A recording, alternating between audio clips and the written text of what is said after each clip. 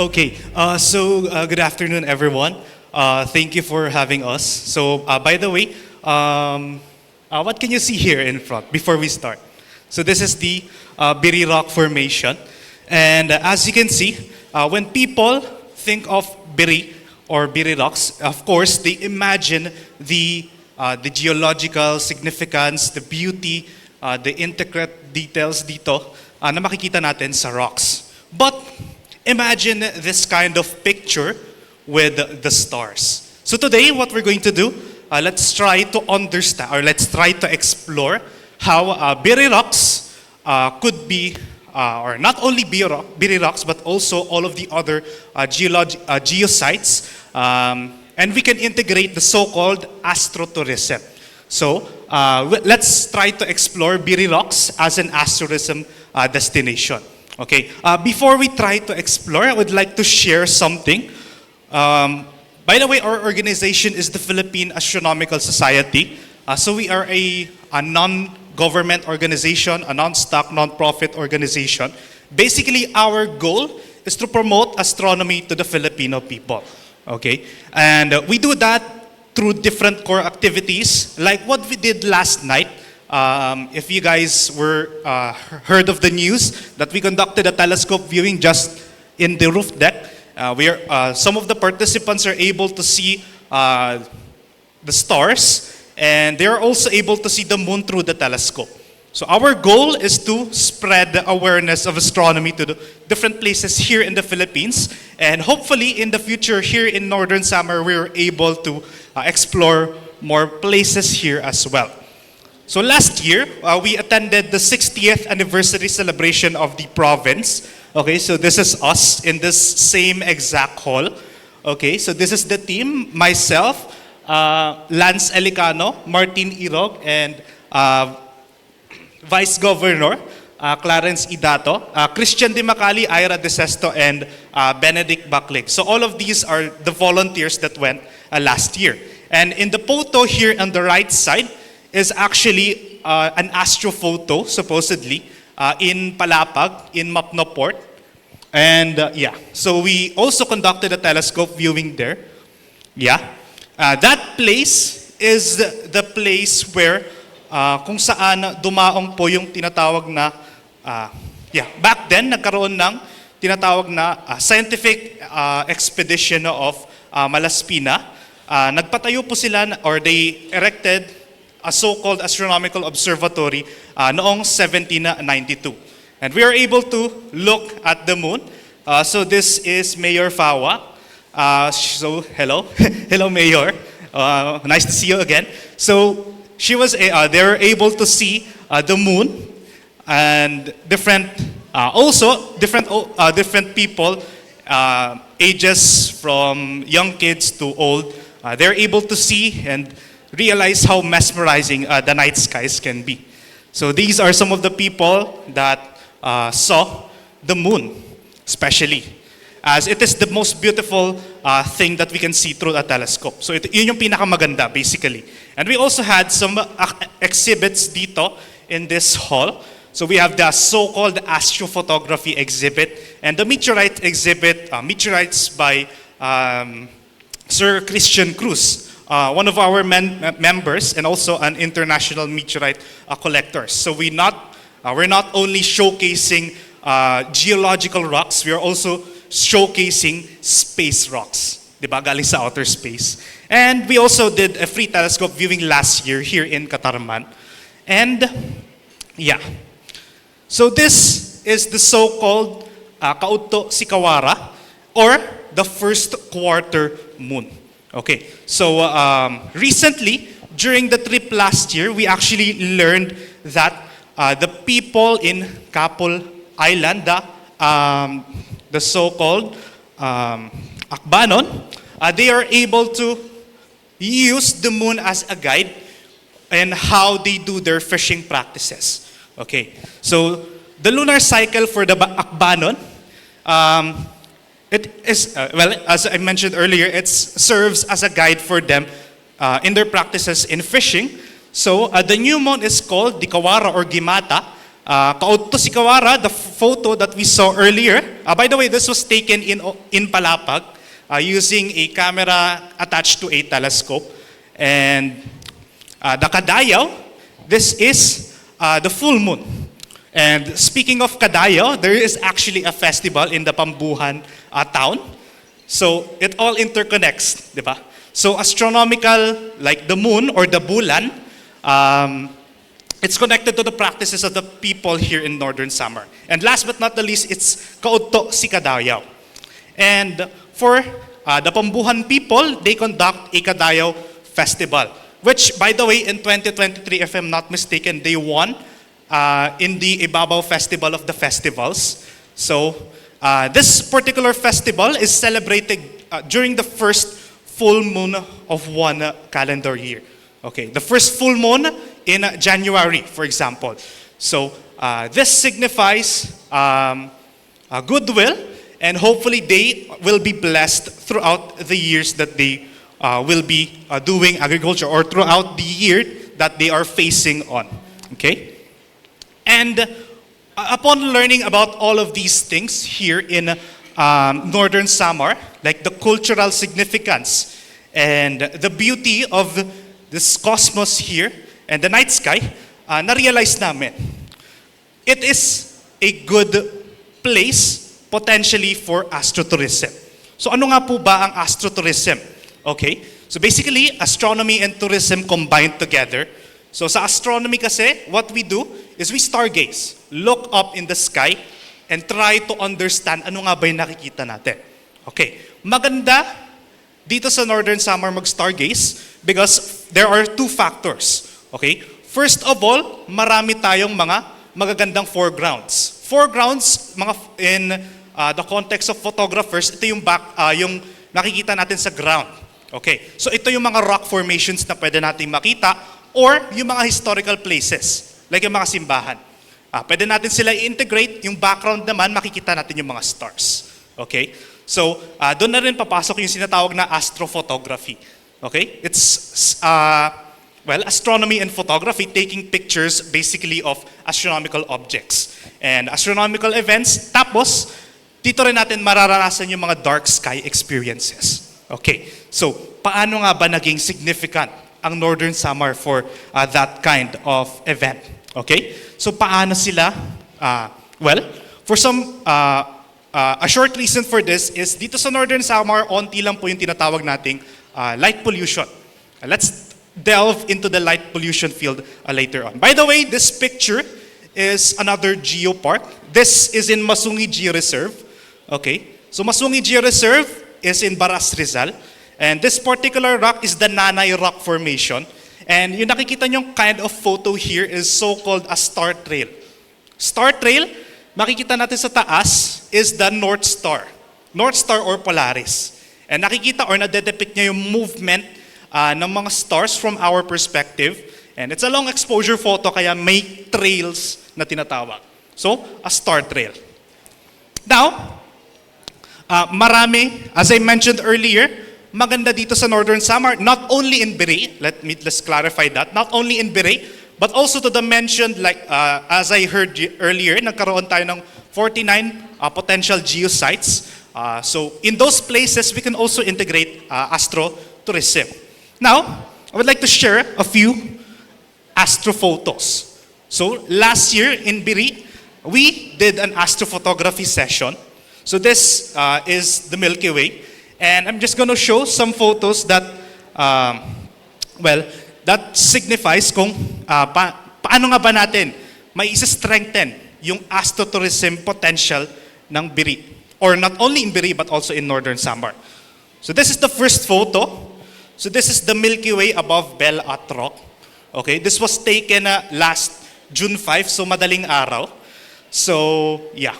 So those are the camera settings, the mga technical details. Before we are able to go to this place, medyo mahaba-haba yung parang naging experience namin. So during those times, may mga times po na lumusong kami doon sa seawater within the mangroves. And eventually, nakarating kami dito sa place na to, within the Bell at Rocks. And actually earlier that evening, medyo umuulan pa po sa bayan ng Biri. We also got the chance to stargaze in the poblacion area doon sa Biri Island. So, unfortunately, pagdaong namin dun sa Pantalan, nagkaroon ng onting ambon, so we had to stop yung pag-setup muna namin. Siyempre, ayaw natin mabasa ang ating equipment, ang mga telescopes. And thankfully enough, later on that night, mga 10 to 11 p.m., nagkaroon kami ng chance to see the moon. And the moon is already setting, so nasa western horizon siya. So moonset kung tinatawag. And after that, mga 12 p.m., dito na kami pumunta dun sa sites sa Biri Rocks. And sumakay kami ng habal-habal. Actually, mga 3, 4, or 5 ata kami doon sa isang motor. And pagkakita namin ng kasama ko, yung kasama ko nun is si BJ, pagkatingin namin sa langit, uy, ang ganda na langit, nakikita na yung Milky Way with the naked eye. Okay. And the next photo, this is a starry silhouette. So, actually, this photo came as an accident. One of our volunteers sa PAS, umakyat siya doon sa mga rocks within the sea, yung makikita or matatanaw yung karagatan. Tinry niya lang daw tignan kung may makikita bang tubig, and wala siyang makita kasi less ang light pollution doon. Pero nakita ko na, uy, ang ganda ng sobrang ganda ng parang composition. So I set up my camera, sinabi ko sa kanya, wag ka munang gagalaw dyan ka lang. So I took a long exposure photo, and ito yung kinalabasan niya. So this part of the Milky Way is actually the fainter side. Yung nakita natin dito, this is the Milky Way galactic core. Yan, so vertical siya. So this one naman, ito naman yung other side, sa kabilang side ng Milky Way. Okay, and sa next photo naman, this is called 2.5 million light years away. Kasi may tinuturo ang ating subject na isang galaxy. Ano kaya tong galaxy na to? So this is the Andromeda Galaxy. Okay. So, sa sobrang ganda ng langit doon, we are able to decipher at makita, uy, may galaxy doon. So there is a galaxy there because of the low light pollution level. Okay. So, and last is this one. This is actually, even though maganda ang Milky Way, this is one of my favorites during that trip. Okay, this is Venus illuminating the landscape. So bakit ko siya favorite?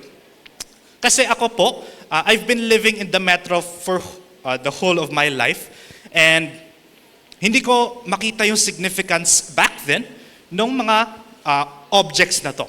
Kasi natatabunan sila ng light pollution, or the light pollution overwhelms their light coming from these planets or astronomical objects. Na-realize ko lang din recently that we can cast shadow coming from the moon. And this time, not last year, nung June 5, na madaling araw, we realized na kaya rin pala mag-cast ng shadow with the planet Venus. And it was able to illuminate some of the light coming from this planet, or able to illuminate some of the subjects in this area. Yeah. Then nakikita rin yung mga different rock formations or yung mga rock curvatures dito. And yeah, so this again, akala ng iba, when we show this to different people during events, okay, akala nila na ito yung buwan, akala nila araw, pero nakikita nila ang daming stars. So this is just the planet Venus. The planet Venus na sobrang insignificant in urbanized areas or sa mga syudad. Pero dito sa Biri, sobrang ganda ng mga nakikita nating photos. Okay? And by the way, kung mapapansin nyo dito sa my upper left side, this is the Andromeda Galaxy once again. Okay. So, sobrang ganda ng Biri or other places or other geoparks. Okay. Okay, thank you guys. Some of the by the way, yung mga photos dito, we always showcase them to different people when we do our stargazing events. For example, as I mentioned earlier, in Masungi Geo Reserve, we are actually always sharing these photos through a tablet. Lagi nilang natatanong, uy, saan po ba yan? Lagi naming sinasabi, dito po yan sa may Biri Island sa Northern Samar. So in this way, not only we are promoting the beauty of astronomy, we are also promoting this beautiful province. Okay? Ayan. And also, meron pa tayo isang astrophoto here. It features the Milky Way as well as some of these light fixtures here. Okay, lobat na. Sorry po. Anyway, so this is the so-called light pollution. Fortunately enough, dito sa Biri, hindi pa siya ganun kalala kasi onti pa lang yung mga establishments that shows excessive light. Pero ano nga po ba ang light pollution? By the way, this is the light pollution map of the Philippines. This area, ito po yung Metro Manila. So pulang-pula po siya, sobrang liwanag. And this area is in Cebu, this area is in Davao. Yung Northern Samar po, ang light pollution po natin, it's relatively low pa. For example, ang pinakamalalang light pollution here is here in Katarman. So in this context, medyo maliwanag na siya compared dito sa mga paligid natin. Okay?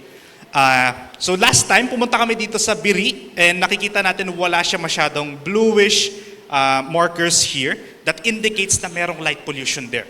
And yeah, hopefully, maikot namin to. The goal in the future is for us, members of the PAS, maikot namin and makapag-take kami ng mga astrophotos. Kasi sobrang ganda or magandang potential ang Biri, not only in Biri but also in Northern Samar for a dark sky certification.